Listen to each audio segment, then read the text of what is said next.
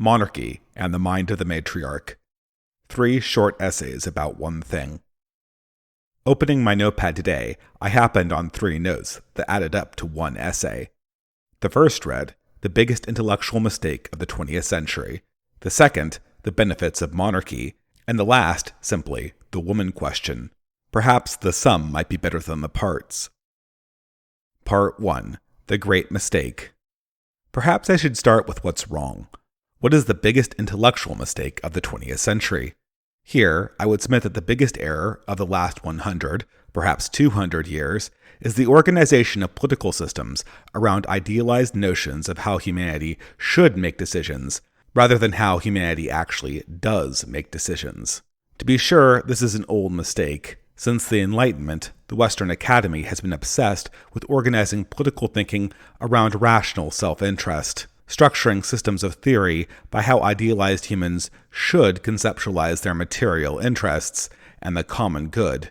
As always, the process falls into the same pitfalls. Working by analogy to physical sciences, thinkers start by abstracting humans in the individual case, and then extend the problem to collectives, modeling a general will, as if the quality of peoples, nations, and civilizations might be approached like Sims mulling around a theoretical Sim Earth.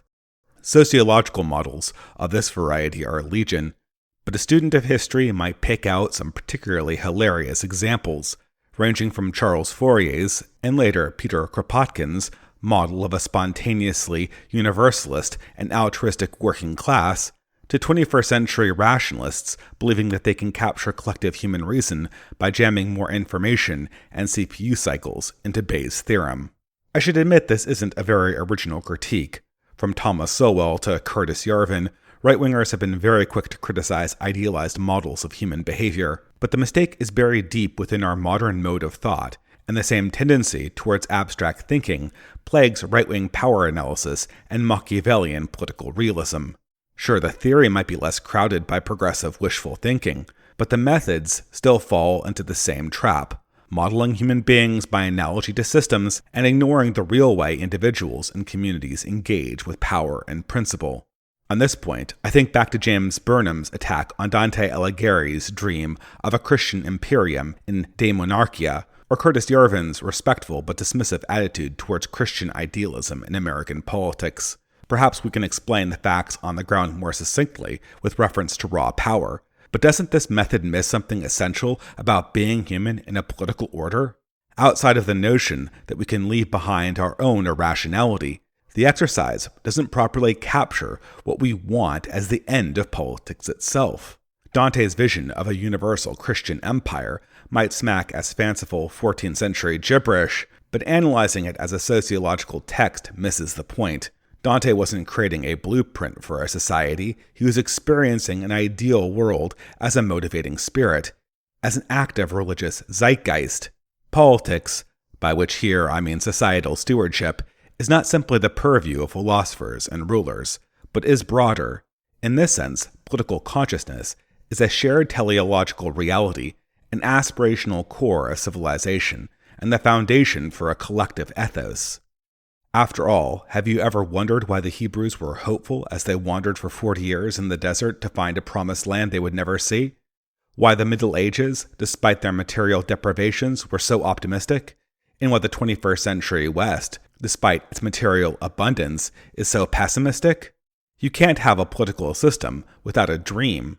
America properly begins with John Winthrop's City on a Hill, not the drafting of the Declaration of Independence or the Constitution.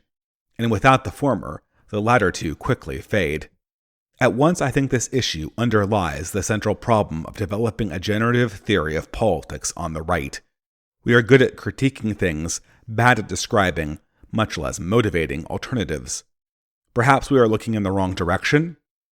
The right has a well-known problem finding a positive vision, and I think the issue originates with its fixation with raw power analysis. Don't get me wrong, Machiavellian perspectives are ever so useful.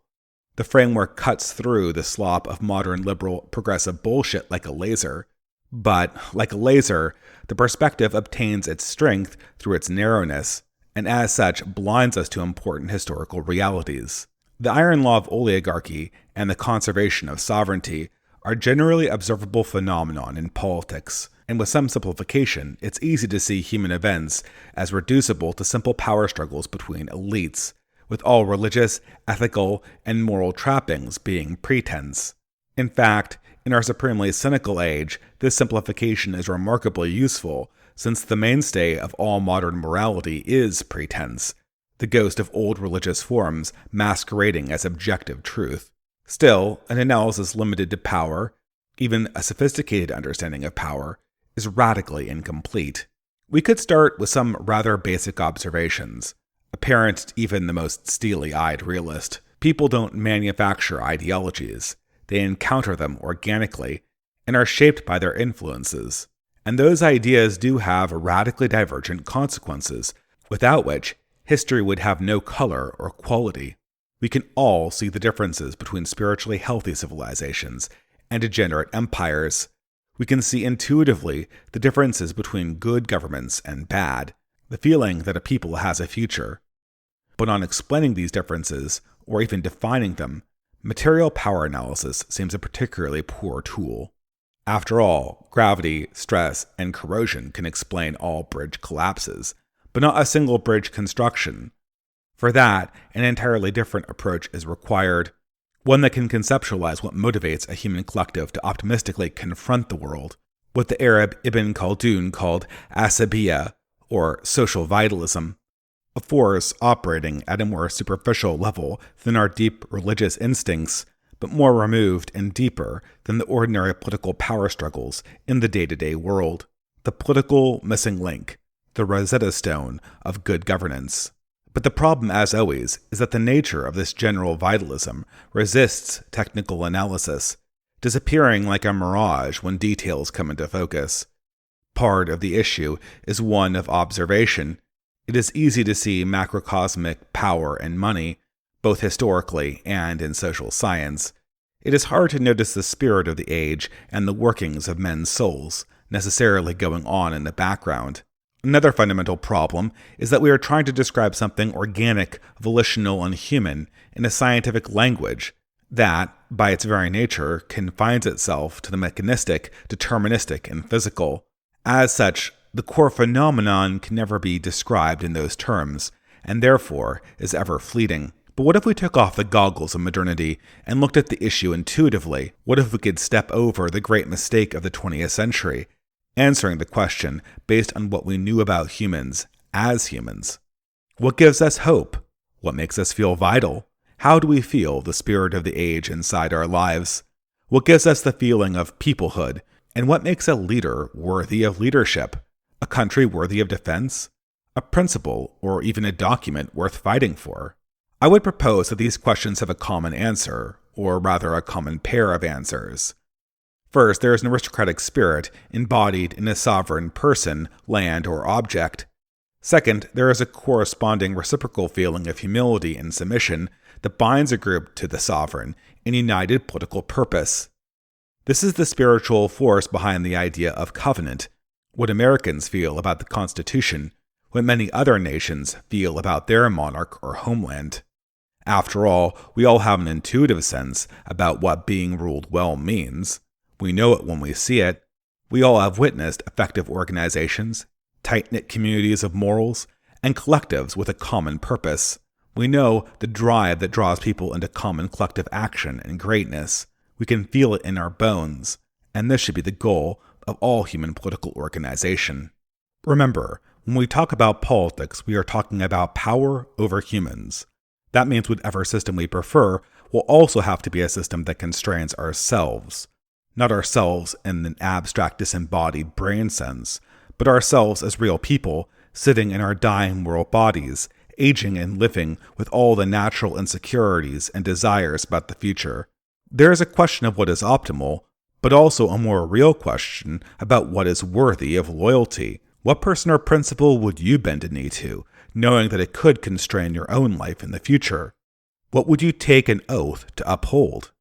When we ask these questions as humans, the answers get much closer to the force behind Khaldun's asabiya.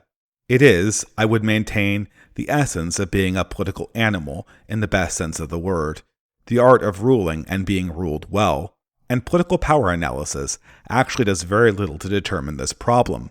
We have to ask ourselves, at a more basic level, when do we feel we are being ruled legitimately? At the risk of reusing a right-wing cliché, I remember first becoming conscious of this intuition on rightful rulership watching the 1984 film Revenge of the Nerds, which has since become a seminal cultural touchstone in describing modern American caste conflict and culture war. It's strange, but even as I watched this film as a young adult, at the height of my identity as a liberal, modern, progressive nerd, I felt that there was something fundamentally wrong about this film. Even as it depicted the victory of my own social group over its putative rivals, there was something morally gross about the nerds winning in the way that they did, and not simply because of the implied rape scene at the end. But it's not easy to explain why the smart nerds shouldn't defeat the dumb jocks, granting the premise that the jocks depicted in the film were tyrannical and cruel. But part of the narrative was missing. A fundamental step had been left out of the standard rags to riches parable. Something needed to change about the protagonists before they had the right to be declared the heroes at the end of the credits. Besides, for all the winning that the nerds pulled off, there was very little depicted in the way of personal development. The nerds had won, they had defeated the jocks. The cheerleaders were now their girlfriends, I guess. But how could they stay winning? How were these natural losers going to remain on the right side of history? How would they remain champions, even after the memory of their initial revolutionary coup faded into the background? One option, probably the option that most people assumed when watching the film, is that there was a transformation accomplished off-screen. The nerds were developing in masculine virtue and leadership, just in their own time and in their own way. Eventually, these guys would graduate, join Silicon Valley companies, and become the intrepid leaders of a new technological revolution, following the classic tradition of the American man. But as Harvey Pekar from American Splendor pointed out, doesn't this ending betray the original concept of the film? The nerds would have only won because they stopped being nerds. The fundamental conclusion I was left watching Revenge of the Nerds cut against the happy ending presented by the director. When it came to power, there was a fundamental asymmetry in personality type between the two groups.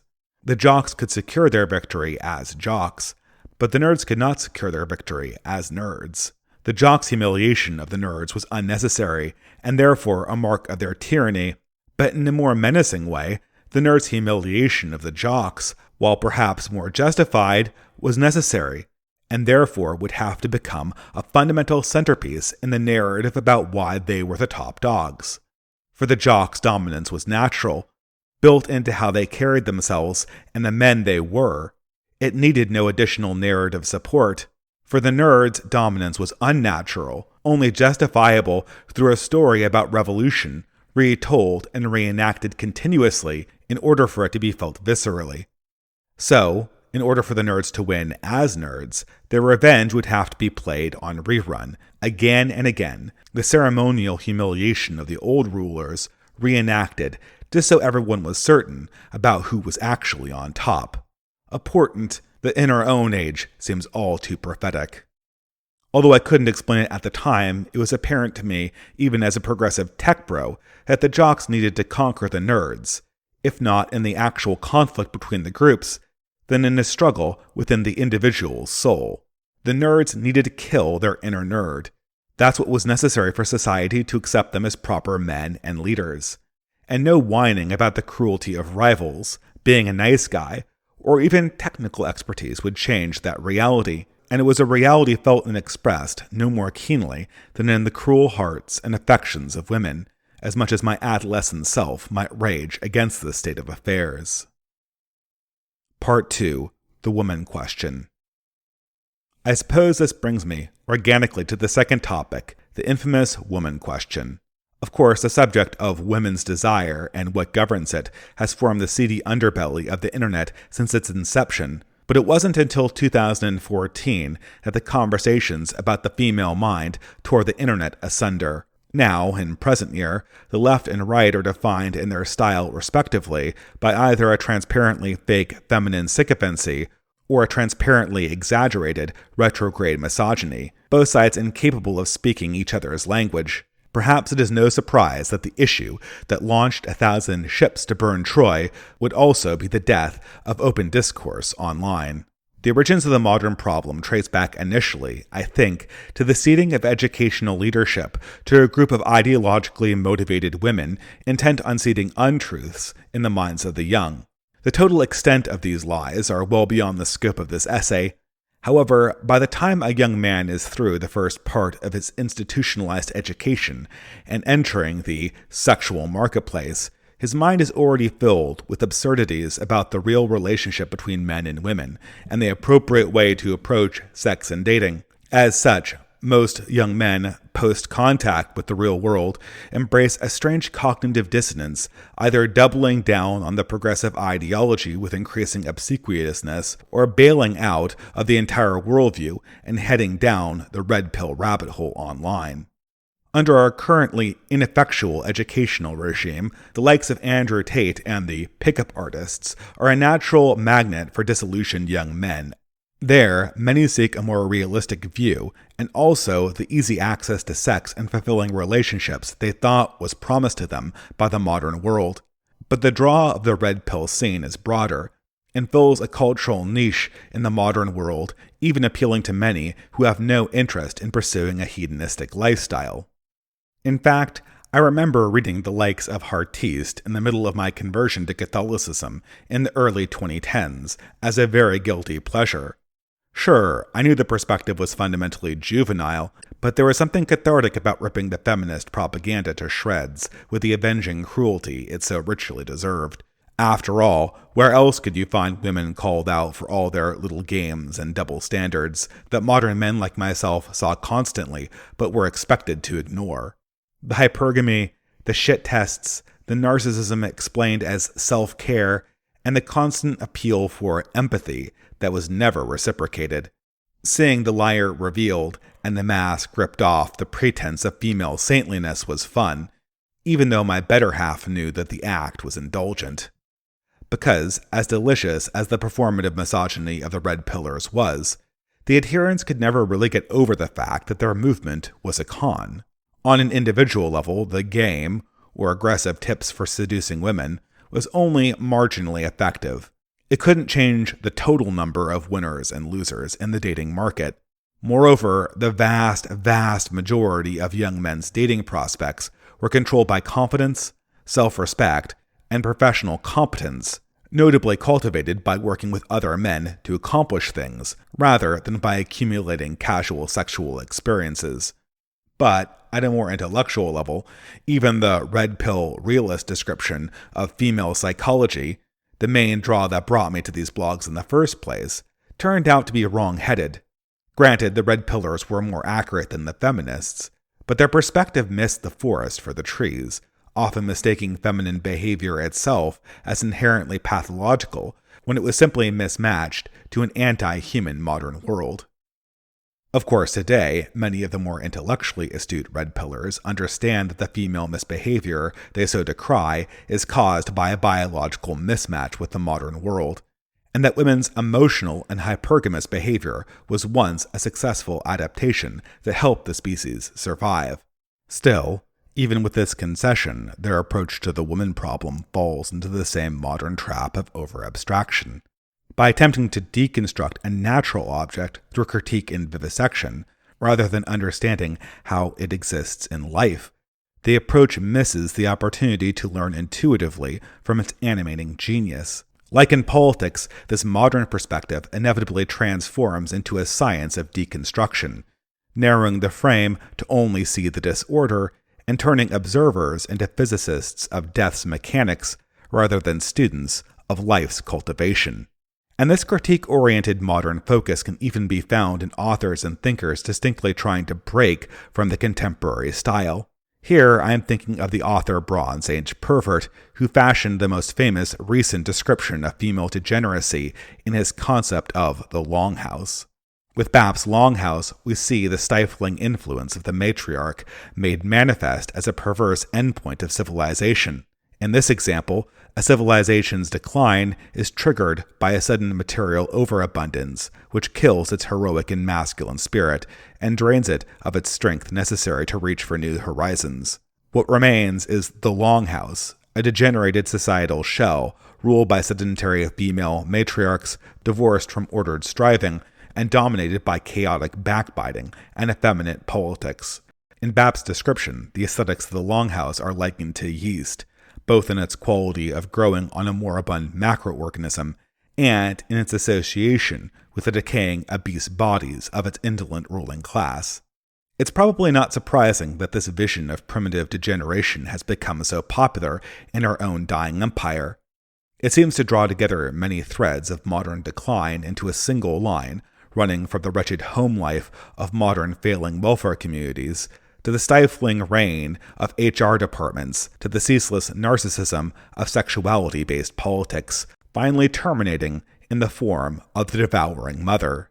Indeed, there is almost a Manichaean element to the depiction with the heroic figure of the patriarch adventurer, contrasted with the debased matriarch, a primordial demoness lurking behind the girl boss female empowerment culture constantly being shoved down the collective throat of Western society. Once the archetype enters into your mind, you start seeing the shadow of the Longhouse everywhere, and can't look away. High IQ women handing over their credit cards to their drug dealer boyfriends and agreeing to an open relationship, activists whining about trans women's rights and then shrieking in horror when they feel their own privilege being threatened. The PR war raged against any society of men focused on external goals and self-improvement, and the constant muling of the female-dominated chatterati, all prefigurations of Bronze Age perverts' prophesied end. Bap's vision of the Longhouse is genius, but it bears the limitations of a debauched age. Like a primitive tribe witnessing a train wreck, we understand that something catastrophic has occurred, and that it was the result of grave human error. But the incompleteness of the vision hides the more pertinent reality, that once, in the place of this wreckage, was a magnificent wonder that mankind was able to wield for the greater purpose of civilization. Here, it seems right-wingers similarly misunderstand female power, or matriarchy more broadly, since we only observe it in post-mortem, trying to reimagine what might have been the glory of Eve by examining her most debauched daughters with ever more meticulous microscopes. After all, we all know matriarchy in a very different form from that of Bap's Longhouse, a species of imperious woman who existed long before the likes of Sheryl Sandberg and the gender goblins of TikTok weaponized the concept of girlhood. For my own generation, this reference doesn't need to reach back further than grandmothers born before World War II, to whom girl power would have been anathema. But their distance from these modern empowering concepts of womanhood made these women more matriarchal.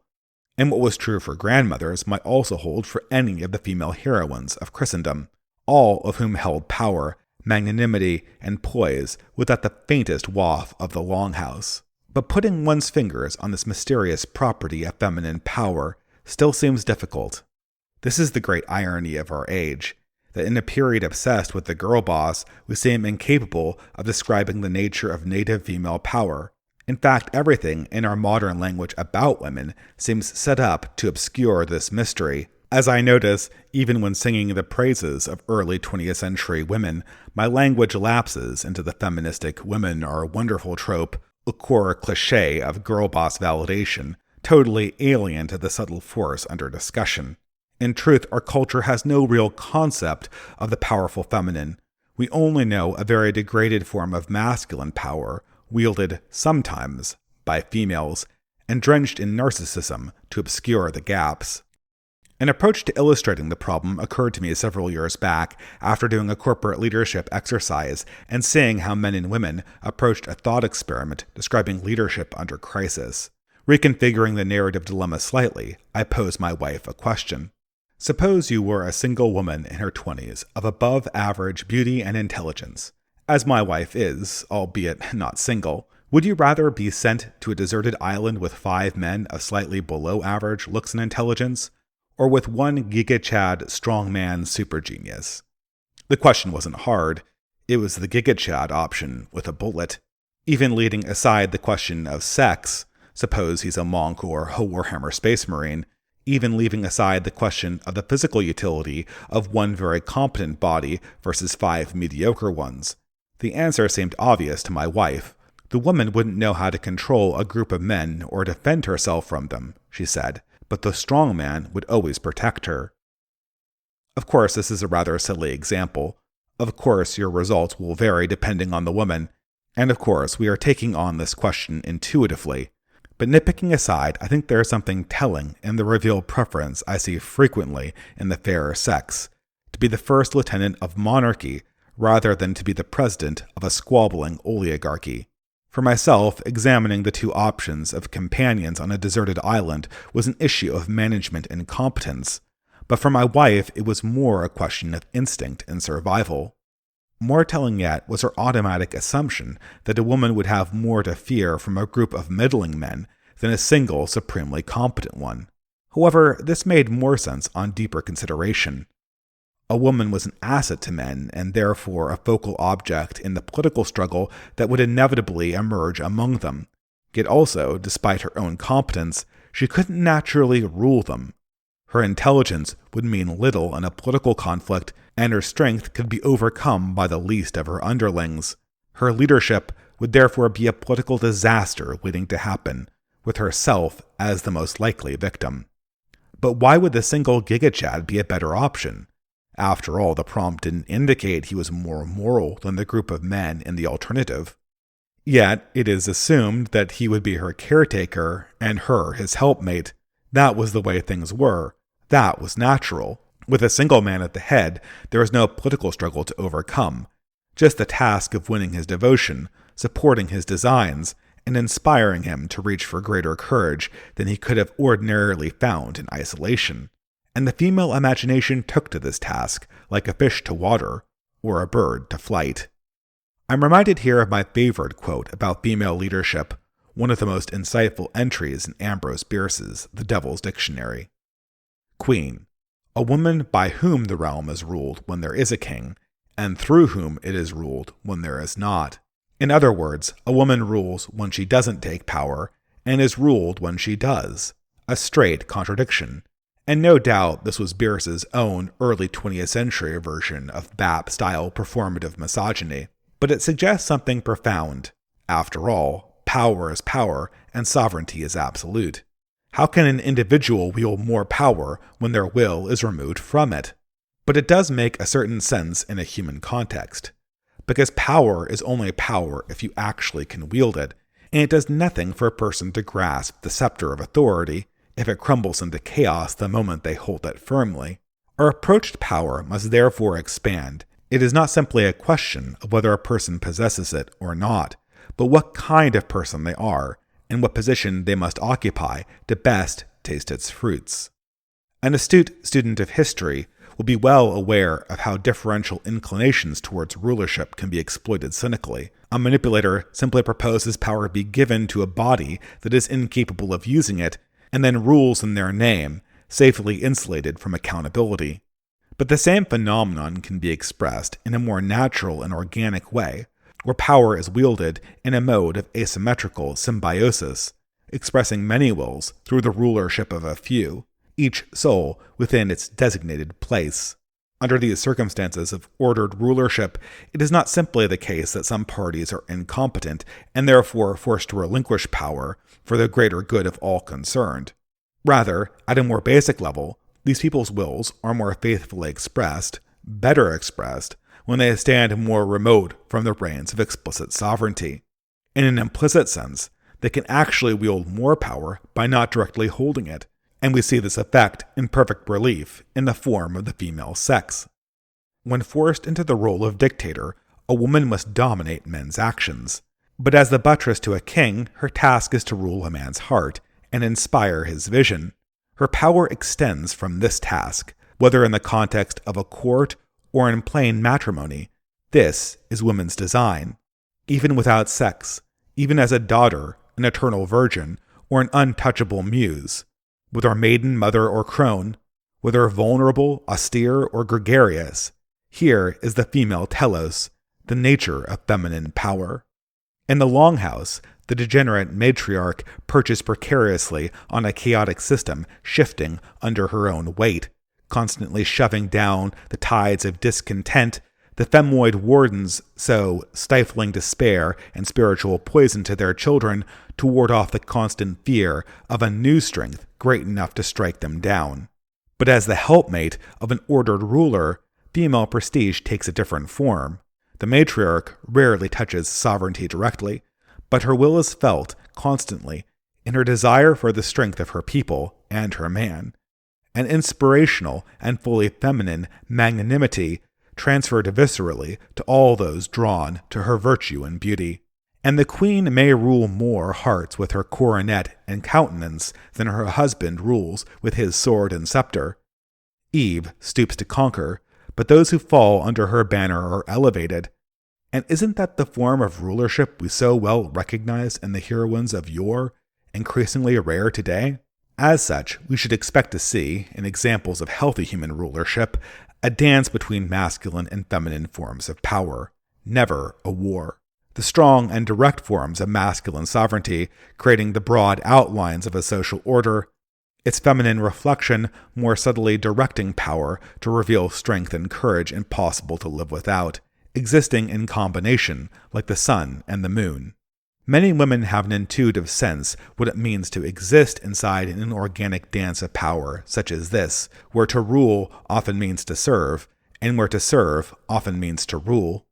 As such, the female sex has a strong intuitive understanding of organic human politics at an emotional and personal level, even as they might embrace the most asinine political opinions intellectually.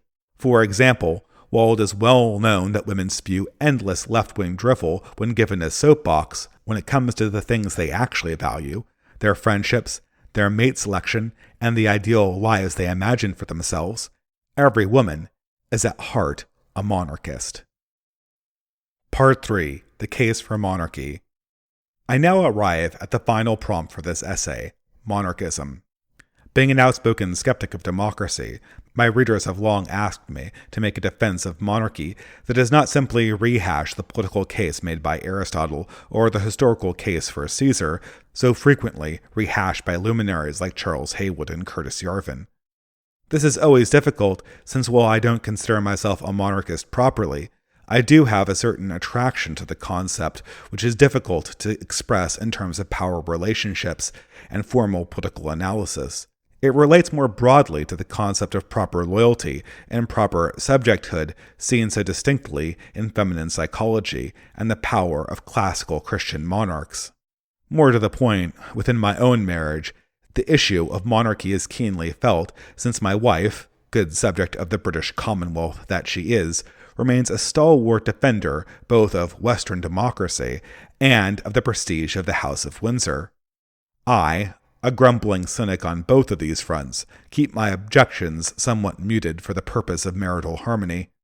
But recently, post the death of Elizabeth II, I found myself reflecting more seriously on the lived experience of monarchy, and not simply as monarchy as a theoretical alternative to broken liberal politics.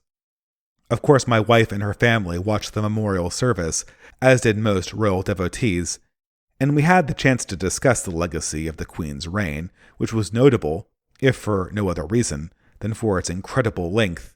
The Britain she died in was a different country than the one that had coronated her in a previous century. But really, the most interesting thing was seeing the reaction of the native English peoples to the event. Of course, the Loyalists were deeply affected by the death of their monarch, but there was also a deep feeling of loss from ordinary shitlibs and cosmopolitan Londoners, a group of people I had long thought too deracinated and modern to consider the Queen as anything more than a classy national soap opera they had to put up with to maintain appearances. But their reaction was deep, sorrowful, and genuine. I suppose witnessing it did fill me with a strange type of wistfulness, like seeing the flagging remnant of summertime flowers futilely persisting well into a bitter cultural winter. Maybe this feeling was wrong-headed. I knew this didn't change anything about the general will of the British ruling class. They still held all of their modern vanities in contempt for their tradition the royal family represented. and the sincere respect paid to Elizabeth II by many of her subjects with explicitly Republican politics was not as it would have been in a previous generation. It was more a dirge, ascending off of an England that no longer existed, and whose final silhouette in the form of House Windsor could not be expected to last much longer. I saw a similar tension listening to my friends on the British right discussing the legacy of the Queen. For the most part, the feelings towards the late monarch were warm, but there was an implicit tension. History would inevitably look back on the reign of Elizabeth II as the age when Britain deconstructed herself, starting with the dismantling of the empire and ending with the obliteration of the nation's cultural and demographic core. Sure, it was true that Elizabeth, even at the time of her ascension, was a complete figurehead, but was that an excuse?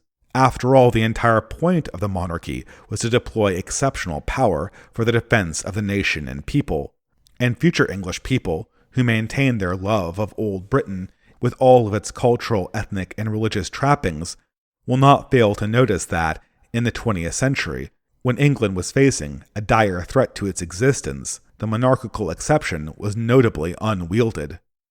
Perhaps it's inappropriate for an outsider to comment on this tension, but if I may, I think I can try to square the circle. I think that Elizabeth's role will be rightfully remembered more as a teacher than as a head of state. She occupied a throne without power, and wore a crown with no authority. And yet, through it all, she maintained her grace and aristocratic poise. As the English people enter the new reality of the 21st century, very much for the first time as a people without a state to represent them, an ever-present problem will be how to express their collective dignity in a relative state of powerlessness. And here, the memory of Elizabeth II will be a guiding light. I arrive at this latest thesis fully expecting my audience to be quite frustrated with this rather rambling essay, seemingly disconnected. Over the course of this writing, I have in fact chased 3 propositions. First, I maintain that any meaningful approach to real human leadership must break from analytical political science. Second, I have argued that human power, in most cases, expresses itself better and more perfectly when it refuses to grasp at sovereignty directly, as observed most distinctly in the psychology of the healthy human female. And third, I propose that the late Queen's legacy will ultimately be as a symbol of grace under conditions of powerlessness, rather than as a figurehead of state. Perhaps not the most original points in the distant sphere, but I would argue that each of these theses finds their resolution in one central imperative: the pursuit of ordered spiritual monarchy.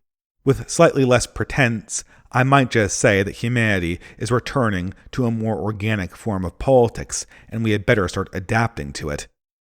In the last year, since the COVID regime has waned, it is apparent that the politics of the Enlightenment are over. The idea that there are well-separated spheres of personal issues and political issues, with the former guarded by rights and the later governed by spontaneous public opinion, the notion that there is a value-neutral way to manage politics, the pretense of expert-driven government, and a secular society, all of it is quickly receding into the distance. And what replaces it? Something much more similar to historic human existence, where the personal, the political, and the religious are all integrated at a basic level. We must remember that politics and political stewardship is not something that we do, but something that we live.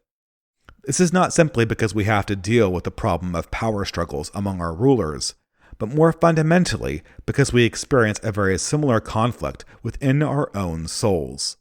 Just as there is a political struggle for who will rule the government of a territory, there is an internal struggle within man over whether his chaotic or aspirational spirit will dominate his actions. As such, at all times and places in history, the conflict within mirrors the conflict without as a singular human struggle. What we are coming to realize in these late days of modernity, and what the spiritual thinkers of the ancient world might have taught us, is that these two political struggles are fundamentally inseparable, each feeding off the other, and they cannot be solved as separate problems. Humanity's political problem can therefore more simply be conceived to ensure that the elevated and ordered principles dominate and sublimate the disordered and chaotic ones at all levels of existence. How do we approach this task responsibly? By cultivating strength and virtue in the places nearest to ourselves to wield what power we are given, and then, to the extent that this burden is beyond our capacities, relinquishing it to those who are better able to bear the load. We put our trust in others who we deem worthy, and in exchange receive loyal rulership, the cornerstone of any high-trust society, or even a basically functional one. And under these constraints, the political task of ordinary individuals has a certain seamless quality to it, to cultivate the aristocratic and support it in others wherever possible. The common reactionary refrain, "become worthy, then rule," hints at this reality, but always feels grossly transactional. To rephrase and to re-emphasize what is likely the more important sentiment, we might say, "become worthy to be ruled." Because it does require worthiness to be ruled well.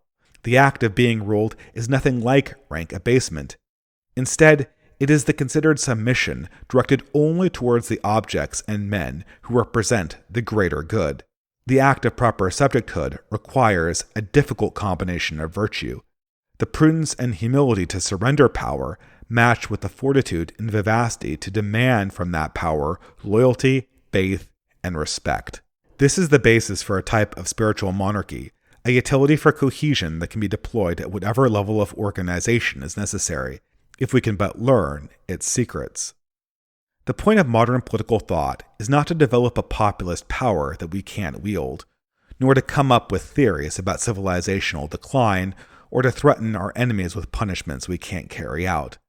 The purpose of political thought in the present day is to cultivate the right psychological attitude towards the age in which we live, with the hopes that these attitudes will birth better survival strategies, and eventually a healthier political order.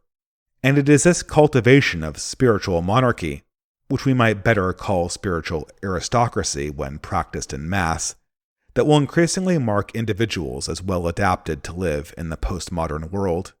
The democratic impulse pulls down in an endless contest of voice and attention. It demands rights be granted with no corresponding responsibility. It attempts to lean its entitlement on social trust it can't maintain, and base its outrage on a moral sense it can't justify. But the aristocrat of spirit makes no such assumptions. He seeks only to reflect the virtuous decision-making he himself would submit to if wielded by a just monarch. This is the underlying political dynamic of all human operation under hardship, and also the political orientation that divinity commands for itself. Is this an idealized concept of government and fidelity-based politics? Of course it is, but that's the point. We need this principle as an internalized ideal to rebuild the shattered trust within our own bonds, to base loyalty and incentives which encourage nobility, and escape the demonic impulses of the attention economy and pro-felicity. Because without a monarchical sense where all men look upwards towards a single point of goodness and authority, there can be no trust, no humility, and no order.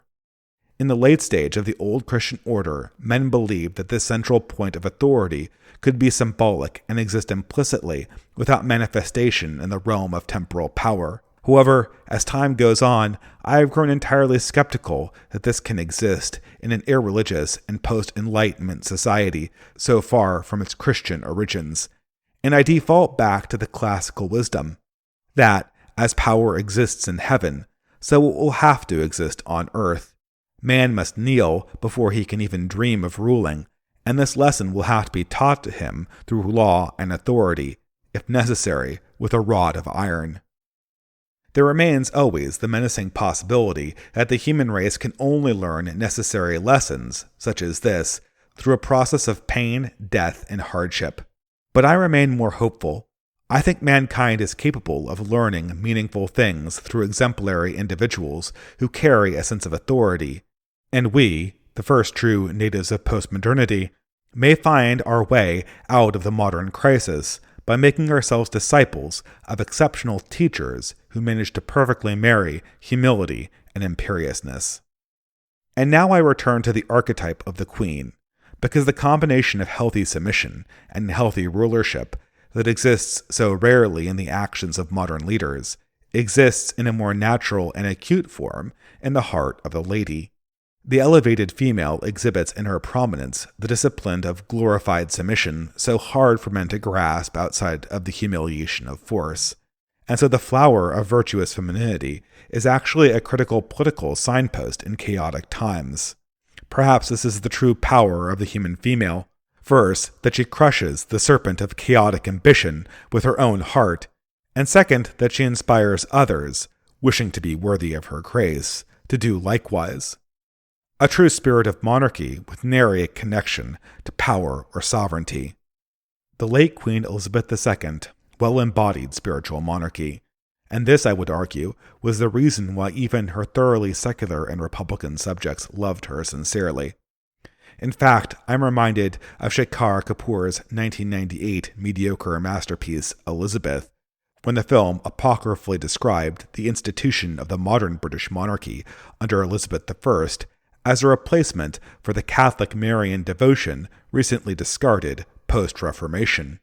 Without commenting on the historicity of this claim, it reflects sincerely the emotion I perceive in the English people. They follow in the shadow of Our Lady. For when perceiving the Queen, the spirit of every English person was changed. In her eyes, each wanted to be the men and women they always should have been. They wanted to make Britain the country it always should have been. And for a moment, each became better than the thing they were, transcending the temporal modes towards something sublime. This is the core of ruling men's hearts, while still letting them be free. It is the moment when rulership liberates the subject from the shackles of debased selfishness and lifts their souls higher towards greater aspirations. It is the dream of truth, goodness, and beauty found in the countenance of one figure. It is the beginning of hope for the future. Is this enough to save England? Enough to save Western civilization? Enough to save the human race? We should start with our own souls. So now, may we fasten our attention on the elusive figure standing behind the throne and pray sincerely, now and at the hour of our deaths.